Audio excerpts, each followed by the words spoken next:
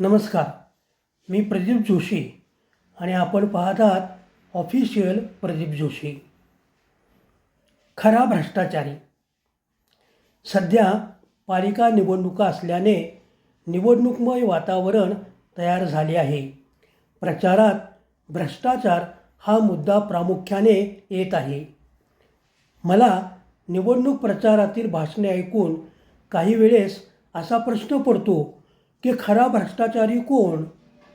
नेता, कार्यकर्ता की सामान्य मतदार? यातील खरा भ्रष्टाचारी कोण असा ज्या वेळेला मी विचार करतो त्यावेळी मला निश्चित उत्तर सापडत नाही.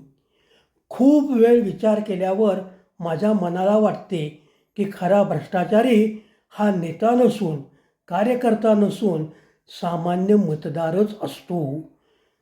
आपले मत तो विकत असतो. एक वेळचं जेवण किंवा श्रीखंडाची पिशवी किंवा मटण चिकनची पिशवी हे त्याचे मत विकण्याचे साधन असते. काहीजण नोटा देखील घेतात, हा भाग वेगळा.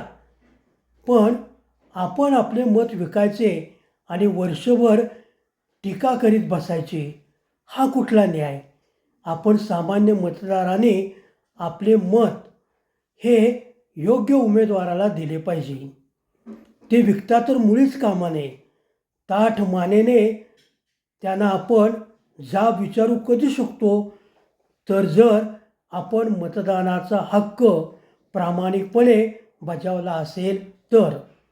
नाहीतर काय हो, तुम्हाला या नेते मंडळींना, कार्यकर्त्यांना फसवायला फारसा वेळ लागत नाही आणि आपल्या मताची किंमत आपण एक वेळचं जेवण किंवा एक छोटी श्रीखंडाची पिशवी किंवा थोडंसं मटण चिकन याची पिशवी ह्याच्यावर जर विकत असू तर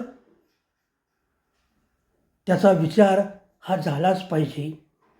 कारण आपण आपला प्रतिनिधी निवडून देत असतो.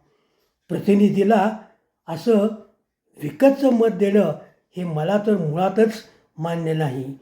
आपणास काय वाटते?